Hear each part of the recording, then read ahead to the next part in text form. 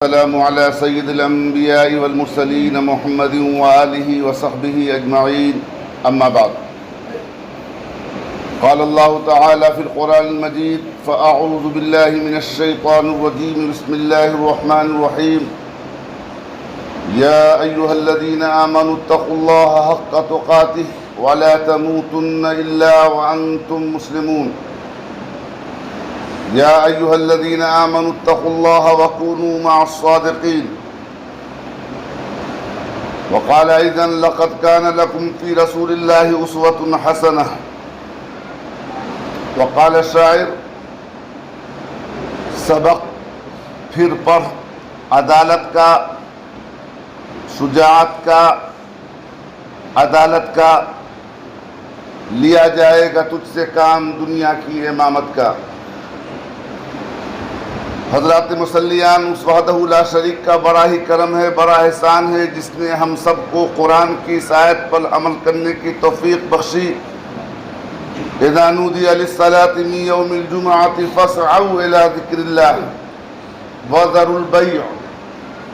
اے ایمان والو، جب تمہیں کوئی نادی پکارنے والا نماز کی طرف پکارے تو تم کاروبار کو چھوڑ کر اپنے رب کی طرف، اللہ کے ذکر کی طرف دوڑ پڑو. وہ حضرات مبارکباد کے قابل ہیں. اللہ پاک ان کی زندگیوں کو خوشیوں سے بھر دے اور ان کی برکت سے سارے عالم کے مسائل کو آسان فرما دے. جس نے آنے کے بعد قرآن کی تلاوت کی ہے، یقین مانے یہ بڑی سعادت کی بات ہے اور آج کے لیے یہ انمول موتی ہے کہ جسے قرآن پڑھنے کا موقع مل جائے. میں ممنون و مشکور ہوں توحیدیہ مسجد کے منتظمین کا، آپ کے امام و خطیب کا، جو مجھے آنے کے بعد آپ سے ہم کلام ہونے کا موقع عنایت فرماتے ہیں. اور آپ اس سے زیادہ خوش نصیب ہو کہ توحیدیہ مسجد کے ذمہ دار آپ کے لیے اکثر کسی نہ کسی فرد کو آپ کے سامنے پیش کرتے ہیں جو قال اللہ قال الرسول کے ذریعہ آپ کے ایمان کو تازگی بخشتے ہیں. میں تقریر کا عادی نہیں اور میں یہ سمجھتا ہوں کہ تقریر اس امت کا علاج ہرگز نہیں ہے. اس امت کا علاج ابھی گزرا ہے کورونا کی حیثیت سے، اس نے اس امت کو سیدھا کر دیا ہے. یا جو اس امت کا علاج ابھی ہو رہا ہے جس کا میں انشاءاللہ ذکر کروں گا، اللہ تعالی ہم سب کی حفاظت فرمائے. میں نے قرآن کی 2-3 آیت پڑھی ہیں. اللہ کا واسطہ جو لوگ میری بات سن رہے ہیں، ہم سب مل کر یہ ارادہ کر لیں کہ انشاءاللہ جو بات اللہ اس کے رسول صلی اللہ علیہ وسلم کے طریقے کے مطابق پیش کی جائے گی اس پر ہم عمل کریں گے اور آج سے عمل کریں گے. تقاریریں ہم خوب سنتے ہیں، کوئی جگہ خالی نہیں، اور آج تو ایک فیشن سا ہو چکا ہے، لاکھوں روپیہ جمع کرو ایک بڑا جلسہ کر لو. لوگ تقاریریں بھی کرتے ہیں، لوگ تقریریں بھی سنتے ہیں، لیکن ہم جتنی زیادہ تقریر سن رہے ہیں، گمراہی، ضلالت، دین سے دوری اس قدر تیزی کے ساتھ بڑھتی جا رہی ہے. اس کا مقصد یہ ہرگز نہیں کہ تقریر کرنے والوں کی زبان میں گویائی نہیں یا اللہ کے کلام کے اندر اب وہ تاثیر نہیں رہی، ہرگز ہی نہیں. ہدایت نہ ملنے کا اصل وجہ یہ ہے کہ ہم سب عمل کی نگاہ سے سنتے ہی نہیں، بلکہ اس عمل کے ساتھ سنتے ہیں کہ چلو پچھلے مولانا کو میں نے سنا ہے، ان کو بھی سن کے دیکھ لو. اکثر لوگ سننے والے سامعین وہ ہوتے ہیں جو جلسے اور جلوس میں ہزاروں روپے چندے کے طور پر دیتے ہیں اور وہ یہ سمجھتے ہیں میں نے 1000 روپیہ چندہ دیا ہے، مولانا بول کے چلے جائیں گے، تحفہ لیں گے اور پھر واپس دوبارہ دوسرے مولوی آئیں گے. تو اگر ہم نے اس نظریے سے کسی کی بات کو سنی تو کبھی بھی ہم کو فائدہ حاصل نہیں ہوگا. میں آپ کے سامنے جو بات کہوں گا صداقت کے ساتھ کہوں گا، ایمانہو کہوں گا. تقریر کا میرا کوئی عنوان نہیں. ہم سب کلمہ لا الہ الا اللہ محمد رسول اللہ صلی اللہ علیہ وسلم کے پڑھنے والے ہیں. نبی آخر الزمان صلی اللہ علیہ وسلم کے دیوانے ہیں، اس لیے ہم پر فرض یہ ہے کہ میں آپ کے سامنے صداقت پیش کروں، اور آپ کے اوپر لازم یہ ہے کہ جب آپ کے سامنے اللہ اس کے رسول صلی اللہ علیہ وسلم کی بات پیش کی جائے اور آپ سنیں تو فوراً اپنے آپ کو سلنڈر کر دیں اور اطیع اللہ و اطیع الرسول کا مصداق بنے، اور یہ کہیں کہ ہماری جو زندگی گزر گئی لیکن اب ہم آئندہ زندگی جو بھی گزاریں گے آقا نامدار تاجدار مدینہ محمد صلی اللہ علیہ وسلم کے طریقے کے مطابق گزاریں گے۔ میں نے جو قرآن کی آیت پڑھی ہے وہ یہ ہے، یا ایھا الذین آمنوا، اے ایمان والو ایمان لاؤ، یا ایھا الذین آمنوا اتقوا اللہ، اگر تمہارے اندر ایمان ہے تو اللہ سے ڈرو، حق تقاتہ، ہر شخص ڈرتا ہے۔ ہم اپنی شادیاں نبی آخر الزمان صلی اللہ علیہ وسلم کے طریقے کے خلاف کر رہے ہیں، پھر بھی ہم یہ کہتے ہیں ہم اللہ سے ڈرتے ہیں۔ ہم نے اپنی پوری کی پوری زندگی یہود و نصارہ کی اطاعت کے مطابق گزارنی شروع کر دی، پھر بھی یہ کہتے ہیں کہ ہم اللہ سے ڈرتے ہیں۔ لیکن قرآن یہ کہتا ہے، اے ایمان والو اگر تم ایمان رکھتے ہو تو اللہ سے ایسے ڈرو جیسے کہ تیرا نبی ڈرا کرتا تھا، جیسے کہ صحابہ کرام رضوان اللہ تعالی علیہم اجمعین کے دلوں کے اندر اللہ کا خوف تھا۔ انما المؤمنون الذین اذا ذکر اللہ وجلت قلوبہم، جب آپ کے اوپر قرآن کی آیت پیش کر دی جائے تو آپ کا دل خوف خدا سے لرز جائے، اس کے بعد پوری زندگی اتنی ہمت آپ نہ کر سکیں کہ ہم ایک بھی عمل آقا نامدار تاجدار مدینہ کے طریقے کے خلاف گزاریں۔ آئے ہم سب مل کر ایک مرتبہ ارادہ ظاہر کریں کہ انشاءاللہ آج سے ہماری زندگی آقا کے غلامی میں گزرے گی انشاءاللہ۔ یا ایھا الذین آمنوا اتقوا اللہ حق تقاتہ، اے ایمان والو اللہ سے ایسے ڈرو جیسا کہ ڈرنے کا حق ہے۔ ولا تموتن الا وانتم مسلمون، اور تم اس حال میں مت مرو کہ تم یہود و نصارہ کے طریقے پر تمہاری موت ہو، بلکہ مرو اس حال میں کہ تم اسلام کو لیتے ہوئے اس دنیا سے رخصت ہو، اور اپنے آقا سے جب ملو تو فخر کے ساتھ ملو۔ تیرا محبوب جب تمہیں حوض کوثر پہ بلائے، تجھے دیکھے تو تمہیں استقبال کے لیے کھڑا ہو اور یہ کہے اہلا و سہلا یا امتی، آؤ، چونکہ تو نے اپنی پوری کی پوری زندگی میری اطاعت میں گزاری ہے تو میں آج حوض کوثر پر تمہارے لیے کوثر لیے کھڑا ہوں۔ ایسا ہرگز نہ ہو، اللہ نہ کرے کہ ہمارے آقا ہمارا چہرہ دیکھ کر اپنے چہرے کو دوسری طرف موڑ لیں اور کراہت محسوس کریں کہ ہمیں اس شخص کو کوثر تو کیا ہمیں اس کا چہرہ بھی نہ دیکھنا ہے۔ اللہ پاک ہم سب کی حفاظت فرمائے۔ دوسری آیت پڑھی ہے، اے ایمان والو اللہ سے ڈرو اور سچوں میں بن جاؤ۔ سچے کون تھے؟ آپ روزانہ نماز کے اندر پڑھتے ہیں اہدنا الصراط المستقیم صراط الذین انعمت علیہم، اے اللہ ہمیں ان لوگوں کے راستے پر چلا جس پر تیرا انعام نازل ہوا، جس پر تو نے اکرام کیا، جس کے لیے تو نے قرآن کی آیت نازل فرمائی وَأَنْتُمُ الْأَعْلَوْنَ إِن كُنتُم مُؤْمِنِينَ۔ ساری قیادت، ساری سیادت، دنیا کی حکومتیں تمہارے قدم و تلے ہے اگر تمہارے اندر ایمان آ جائے۔ اے مسلمانوں، میں اپنی بات اختصاراً کرتے ہوئے یہ کہنا چاہتا ہوں کہ ہم قرآن کو نہ تو پڑھتے ہیں اور نہ ہی سمجھتے ہیں۔ میں اس وقت صرف 5 سالوں سے ہندوستان کی سرزمین پر بعد حلقے میں گاؤں گاؤں جا کر جائزہ لیتا ہوں، نوجوانوں کے درمیان بیٹھتا ہوں۔ میں منبر رسول پر بیٹھا ہوں، جو بات کہوں گا اللہ سے ڈرتا ہوا کہوں گا کہ آج 90+ یا تو دیوبندی ہے یا بریلوی ہے یا تبلیغی ہے یا اہل سنت والجماعت ہے یا فلاں ہے یا فلاں ہے، لیکن مسلمان کوئی نہیں۔ میں پوری ذمہ داری کے ساتھ کہوں گا، ہو سکتا ہے آپ کو میری بات کر بھی لگے، مسلمان تبلیغی ہونے کو، دیوبندی ہونے کو، بریلوی ہونے کو، جماعت اسلامی ہونے کو نہیں کہتے، بلکہ مسلمان اسے کہتے ہیں کہ جس کی زبان سے، جس کی حرکت سے اس کا پڑوسی محفوظ ہو وہ مسلمان ہے، اور جس کے کرتوت سے، جس کے کردار سے اس کا پڑوسی پریشان ہے وہ مسلمان کبھی نہیں ہو سکتا۔ آج اس روئے زمین پر بسنے والوں کی تعداد روز بروز بڑھتی جا رہی ہے۔ اللہ پاک ہم سب کو سلامتی کے ساتھ رکھے۔ ایک دور وہ یاد کرے جب صحابہ کرام رضوان اللہ تعالی علیہم اجمعین کا تھا، مٹھی بھر جماعت، انہوں نے ساری دنیا کے اندر اللہ کے نبی صلی اللہ علیہ وسلم کی صداقت کا نعرہ بلند کیا اور کروایا۔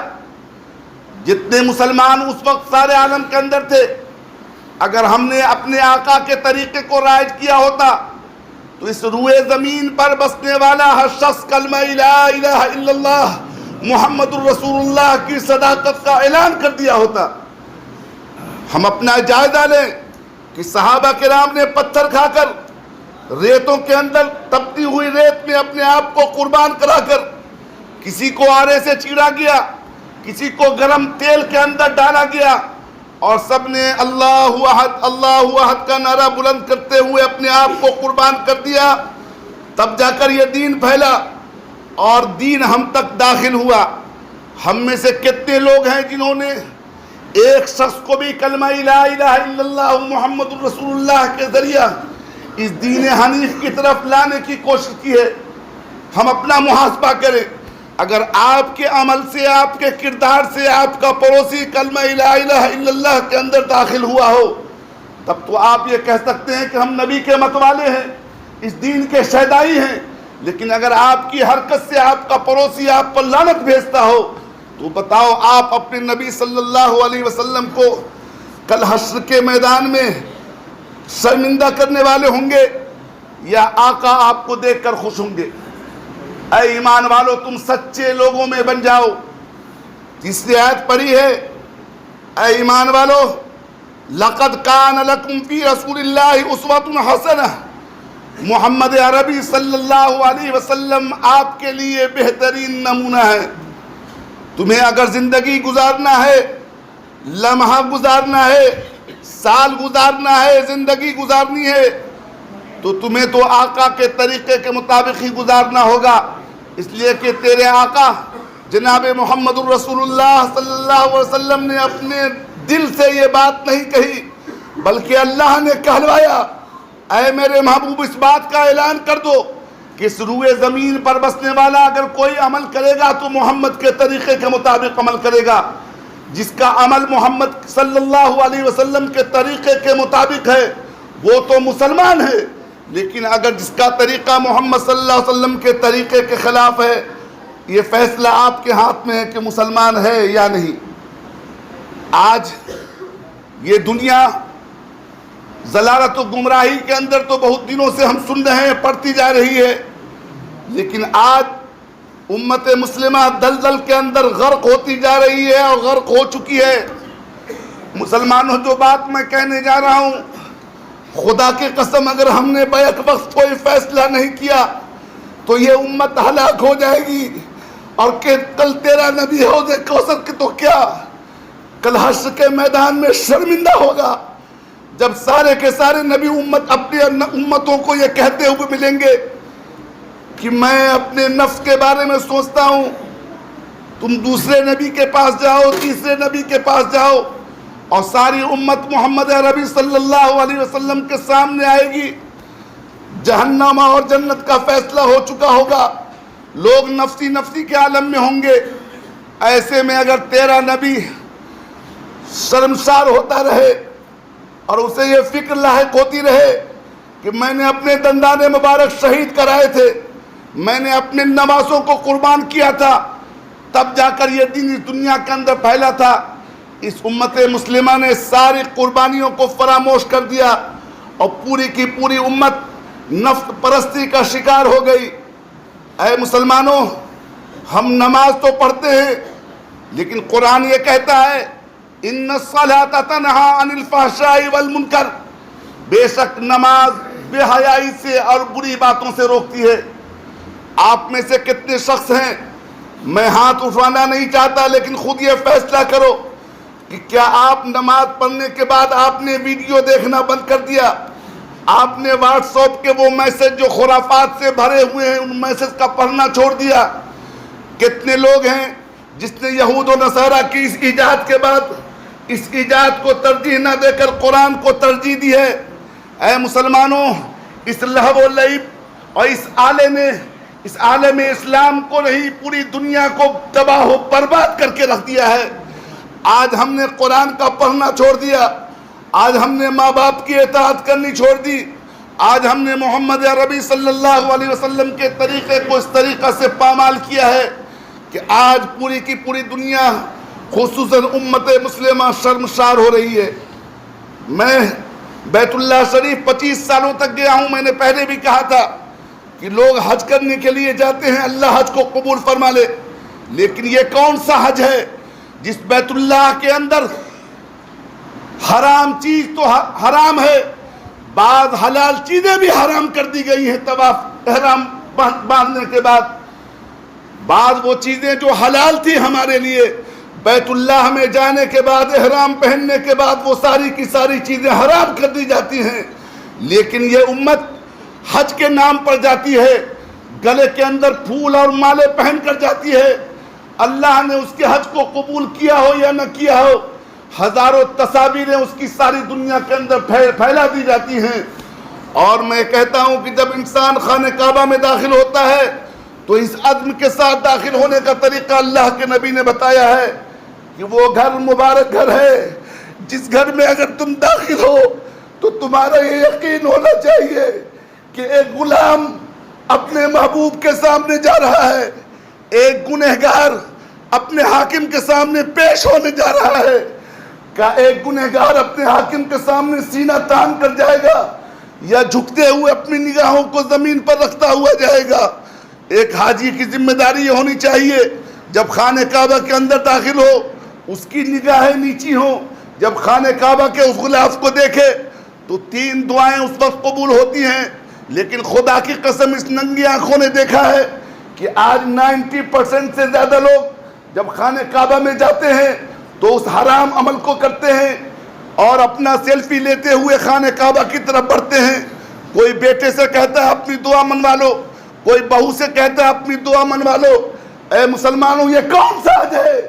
تمہارے آقا نے کیا یہ طریقہ بتایا تھا کہ خانہ کعبہ کے اندر اس مقدس مقام کے اوپر جہاں حلال بھی حرام ہے تم نے حرام چیزوں کو حلال کر دیا ہے؟ یہی وجہ ہے کہ نہ تو ہماری حج قبول ہے نہ تو ہمارے کوئی بھی عمل قبول ہے۔ آج میں پھر مبارکباد دیتا ہوں انتظامیہ کے اوپر۔ رات مجھے اشتیاق صاحب نے ایک ویڈیو بھیجا جس میں امام صاحب تفسیر پیش کر رہے تھے۔ یہ آپ کے لیے سعادت کی بات ہے کہ انتظامیہ نے آپ کے لیے قرآن سننے اور سنانے کا ماحول بنایا ہے۔ آج کتنی تعداد ایسی ہے جو سال میں ایک مرتبہ بھی ایک پارہ قرآن پڑھتی ہو؟ ہم نے قرآن سے اس طریقے سے غفلت برتی ہے کہ قرآن کے مقام کو ہم نے کوسوں دور کر دیا ہے۔ آج جو بات اصل میں کرنی ہے وہ یہ ساری باتیں نہیں ہیں، بات یہ کرنی ہے مسلمانوں، ارتداد کی اب حد ہو چکی ہے۔ آج یہ امت پوری کی پوری اسلام سے پھرتی جا رہی ہے، ہزاروں میں نہیں یہ تعداد لاکھوں میں پہنچ چکی ہے کہ ہماری مسلمان لڑکیاں غیر مسلم کو ترجیح دینے لگی ہیں۔ اس کا ذمہ دار کون ہے؟ کل میں سفر میں تھا، کئی ٹیلی فون میرے پاس آئے کہ فلاں لڑکی فلاں کے ساتھ بھاگ گئی، خاندان والوں نے لڑکی پہ دباؤ ڈالا کہ بیٹا لوٹ آؤ، بیٹا لوٹ آؤ، لیکن وہ بچی کورٹ کے اندر جا کر یہ کہتی ہے کہ مجھے زندگی گزارنی ہے تو اس کے ساتھ گزارنی ہے، نہ تو میں اپنی ماں کو پہچانتی ہوں نہ میں اپنے عزیزوں کو پہچانتی ہوں۔ اللہ گواہ ہے میں جو کہہ رہا ہوں یہ کل کی بات ہے۔ ماں اور اس کے رشتہ دار صبح سے شام تک کورٹ میں اپنی بیٹی کے سامنے روتے رہے، گڑگڑاتے رہے، لیکن بیٹی نے پہچاننے سے انکار کر دیا۔ اے مسلمانوں، یہ آخر کیوں ہوا؟ آخر یہ کیوں ہو رہا ہے؟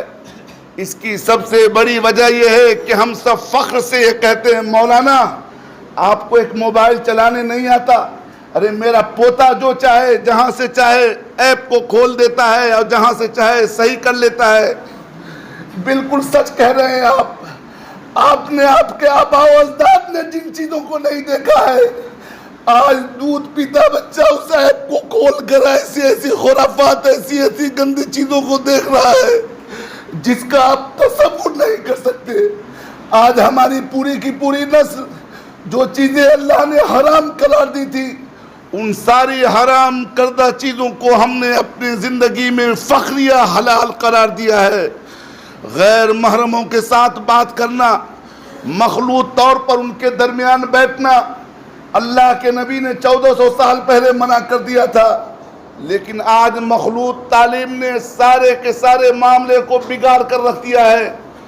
آج ہر باپ چاہے کارخانے میں کام کرنے والا ہو یا کارخانہ چلانے والا ہو، کمپٹیشن کے انداز میں یہ کہتا ہے کہ فلاں نے اگر بیٹے کو انجینئر بنایا ہے تو میں بھی ڈاکٹر بناؤں گا۔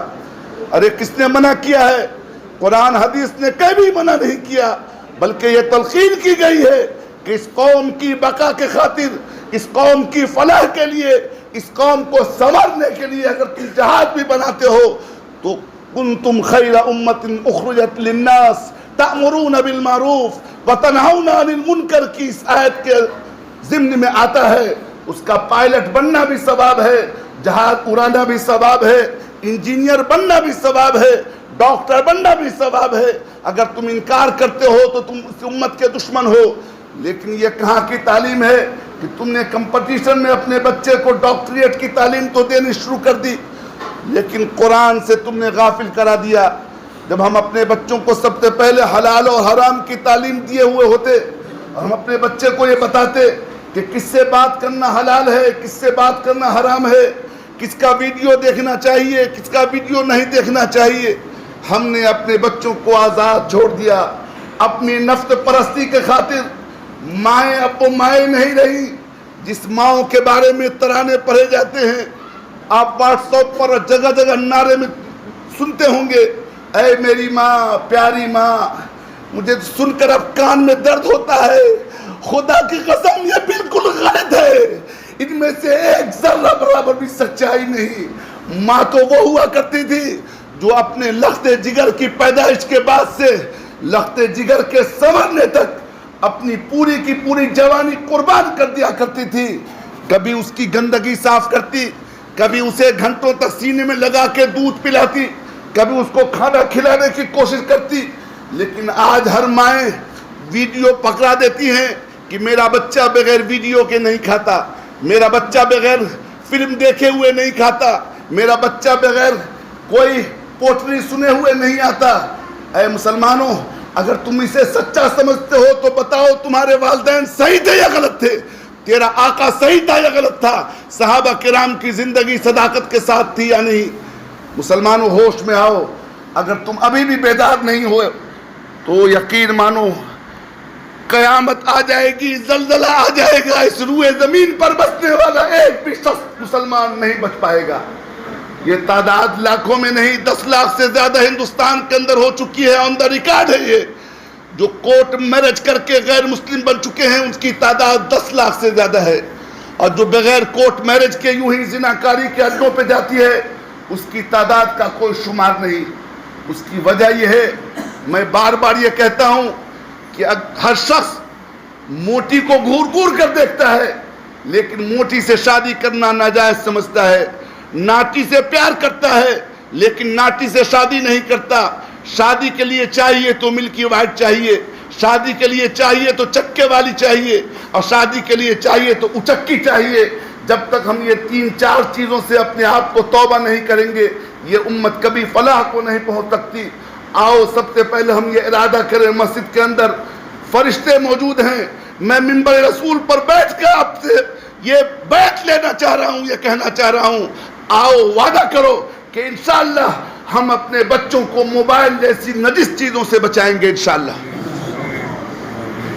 چاہے بچہ میرا کھانا کھائے یا نہ کھائے، چاہے بچہ میرا بھوکوں مر جائے، اگر مر جائے تو خدا تجھ سے سوال نہیں کرے گا، لیکن تیرا بچہ اگر مرتد ہو جائے تو خدا تجھ سے سوال کرے گا۔ دوسری چیزیں میں ان نوجوان بچوں سے ہاتھ جوڑ کر اپیل کرتا ہوں، کہو تو میں قدموں پہ گر جاؤں، اے نوجوانوں، اللہ نے شرعی حدود قائم کر دیے ہیں کہ تمہیں کس سے بات کرنا ہے، کس سے بات نہیں کرنا ہے۔ ایک دیور کا اپنی بھابھی کے ساتھ بات کرنا جائز نہیں ہے۔ جب ایک دیور اپنی بھابھی سے بات نہیں کر سکتا تو ایک نوجوان چلتے ہوئے محلے کی ان لڑکیوں سے بات کیسے کر سکتا ہے؟ ایک نوجوان کسی کا ویڈیوگرافی کیسے لے سکتا ہے؟ ایک نوجوان رات کے 16 گھنٹہ ڈیوٹی کرنے کے بعد کمبل کے اندر ویڈیو کھول کر دیکھ کر لڑکیوں سے بات کیسے کر سکتا ہے؟ آؤ نوجوانوں، ہم یہ فیصلہ کریں کہ انشاءاللہ ہر وہ ناجائز چیزیں ہم چھوڑ دیں گے جسے قرآن نے حرام کیا ہے، جس سے میرے آقا نے حرام قرار دیا ہے۔ انشاءاللہ بولو، چھوڑو گے یا نہیں چھوڑو گے؟ اور اگر تم نہیں چھوڑتے تو قرآن کا یہ اعلان ہے، یہ ایسا قرض ہے جسے تمہیں چکانا ہوگا۔ اگر تم نے کسی کی ماں اور بہن، کسی کی بیٹی کی عزت کو پامال کیا ہے، یہ اللہ کا نظام ہے کہ تمہاری بیٹیوں کی عزت بھی پامال کی جائے گی، تمہاری بہنوں کی عزت بھی پامال کی جائے گی۔ اگر اپنی بہنوں کو بچانا ہے تو دوسرے کی بہنوں کو عزت دینا ہوگا۔ اگر اپنے ماں سے محبت کرتے ہو تو دوسروں کی ماں سے محبت کرنا ہوگا۔ اگر تم اپنے معاشرے کو دین کے مطابق چلانا چاہتے ہو تو دوسرے کے معاشرے کی بھی عزت کرنی ہوگی۔ میرے محترم بزرگوں، دوستوں، وقت بڑی تیزی کے ساتھ بھاگ رہا ہے اور مجھے پھر زندگی ملی، کبھی حیات موجود ہوئی تو آنا بھی ہے، امام صاحب کو منہ دکھانا بھی ہے۔ میں مختصر ایک دو بات کر کے بیٹھ جاؤں گا۔ دوسری چیز یہ کہی، تیسری چیز اللہ کے واسطے یہ فیصلہ کر لو کہ جہیز کی لعنت سے ہم اپنے آپ کو بچیں گے اور اپنے بچوں کو بچائیں گے۔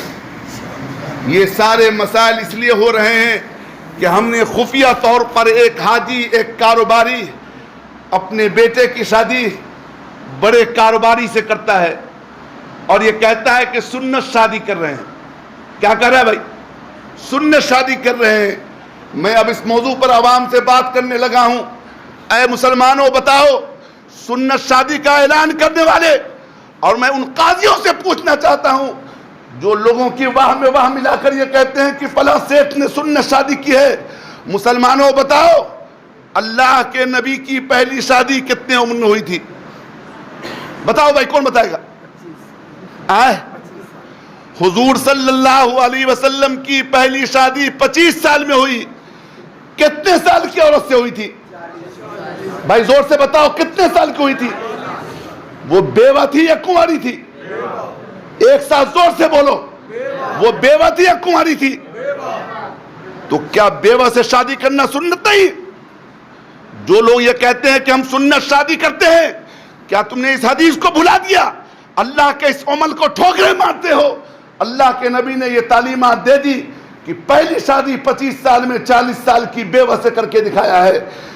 اگر تم واقعی سنت شادی کا نعرہ بلند کرتے ہو تو اس سنت پہ بھی آؤ کہ جو بیوہ تمہارے درمیان موجود ہیں ان بیوہ کو بھی تم اپناؤ، ان بیوہ کو بھی اپنی بہو بناؤ، تب جا کر کے تو ہم سنت پہ عمل کر سکتے ہیں۔